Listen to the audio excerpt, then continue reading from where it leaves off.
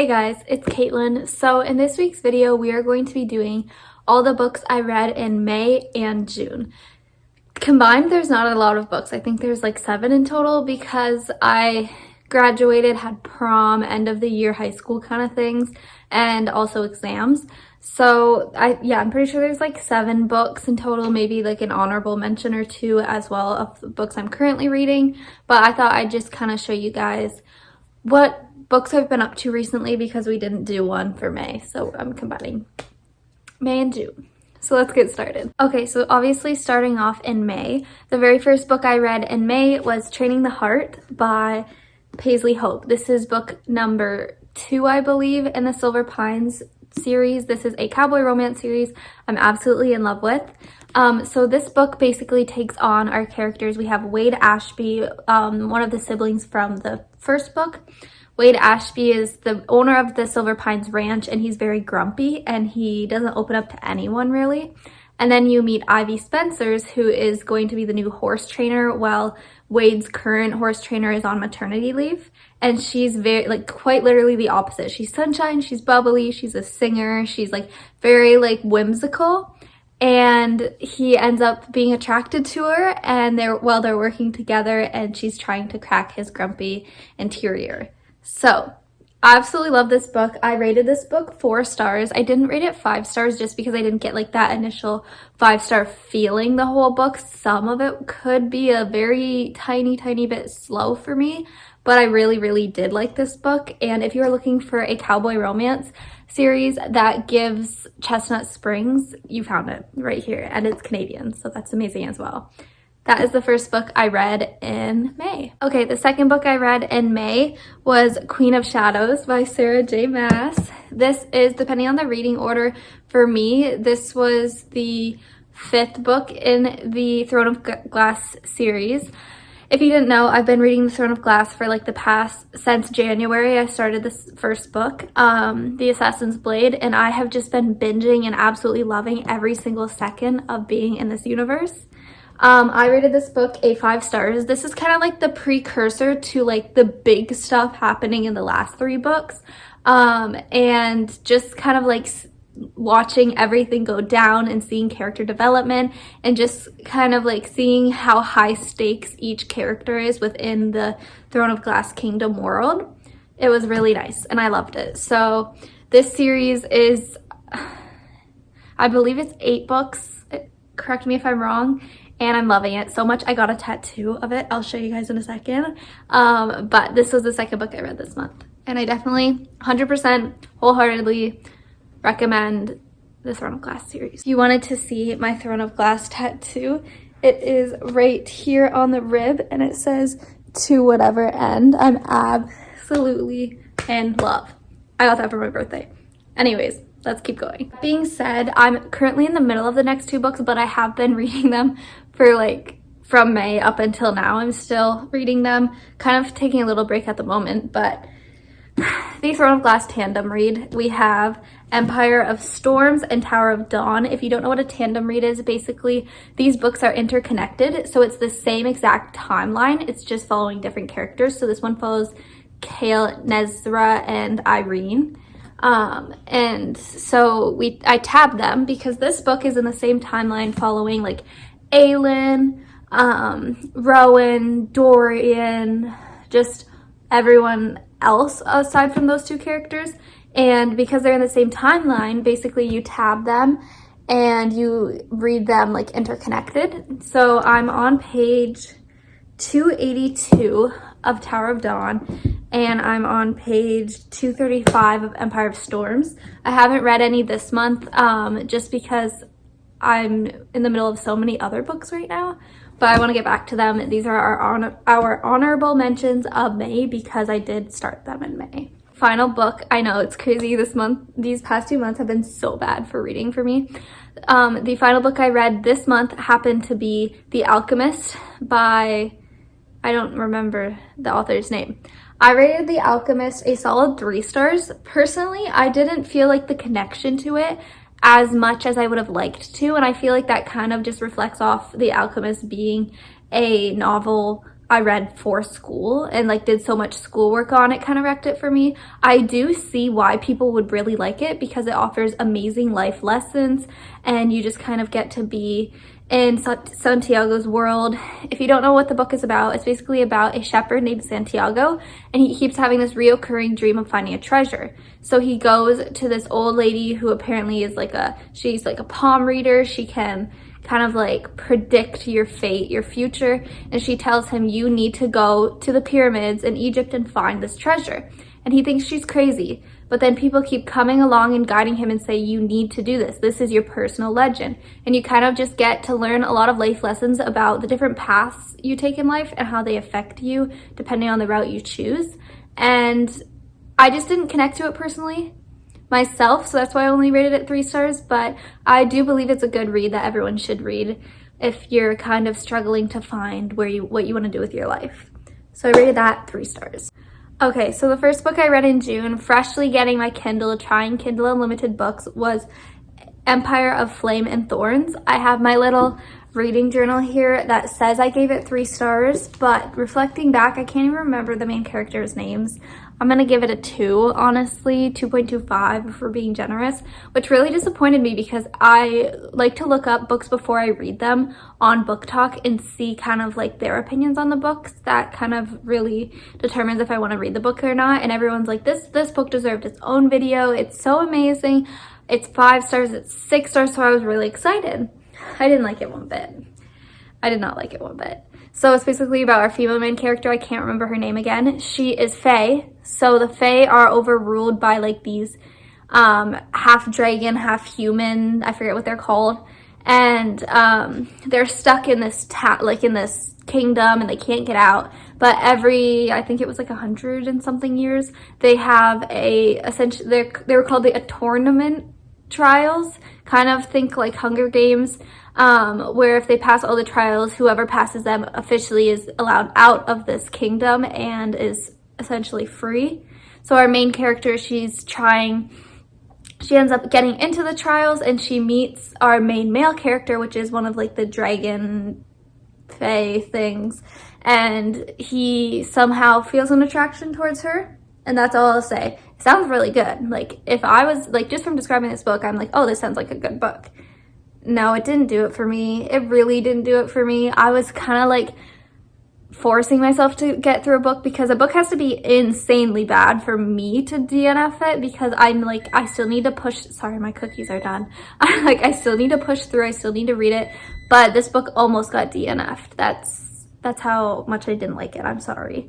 Anyways, that is the first book I read this month, in June though. Starting off June with such a book that like disappointed me, I was like, I'm going to enter a reading slump very fastly if the next book I do not read or the next book I read doesn't do it for me as well. So I picked up one I have been wanting to start forever, and that is Divergent by Veronica Roth. I absolutely adore this movie. I watched it when I was younger and it kind of like scared me, like when Triss is getting like the knives thrown at her. So I never really liked it. Like I tried to avoid it whenever my parents were like, oh, we should watch Divergent and have like a movie night. I was like, no. But I'm like, this is stupid. Like I'm 18 now. So I repicked it up. 5 stars. 6-star book right here. Love this book so much. If you didn't know, you're living under a rock. I'm sorry. If you didn't know anything about Divergent, it's basically about our main character Triss. Beatrice, she lives in a world where like they're divided into factions. So she's in the abnegation faction, which is basically like they are very giving. They can never think of themselves. They always have to be helping whenever they can. When you turn 16 in this world, you get to go to like the choosing ceremony to officially be put into the faction. You're also allowed to switch factions. I don't consider this a spoiler because it's literally the whole plot of the book. Triss chooses Dauntless, a different faction, which is like known as like terrible towards your parents. Like you're basically shunned from your parents. She chooses Dauntless, and that's basically they're kind of like the military essentially of all of the factions within themselves. And she basically, we get to watch her kind of like be brought into the Dauntless faction and pass all the trials you have to get to make sure you're worthy of being in this faction. And she meets a really hottie named For, and that's all I'm giving you. That is all I'm giving you. Please go read this book. Please go watch the movie. I'll even be fine if you just watch the movie. Honestly, loved the book better, but I'm scared to read the next two because I've seen on TikTok a lot, they said like the next two books are just not it compared to the movies. I've got some spoilers, but I've only ever watched the first movie, so I definitely want to read the next two sometime in the near future. But this book is a 5-star. Obviously, I've been yapping for 2.5 minutes about it. All right, we have 2 books left. You're gonna hear my cookie timer go off in a second again. The third book I read in June was Never by Jessa Hastings. Oh my goodness. I rated this book 4 stars now. Like, thinking back to it, probably like 4.5, honestly. This book is basically about a character. Her name is Daphne. She is the great grandkid, I believe, of Wendy from Peter Pan. This whole book follows Peter Pan. So it's kind of known with like the Darling Daughters. It'll tell you right in the first couple pages, Peter Pan comes to visit every single one of them. And Peter Pan doesn't come to visit Daphne until she's about 17, I believe. And he has grown up a little bit too. And she's like, that's kind of weird. She goes to Neverland with him, but she's starting to see some weird character traits about Peter Pan. Like, he likes her, but he also likes the mermaids, and he also likes this other girl, and she's kind of like, this isn't the Peter Pan I was told about, but she's still like, this is my fate, I need to like be with him.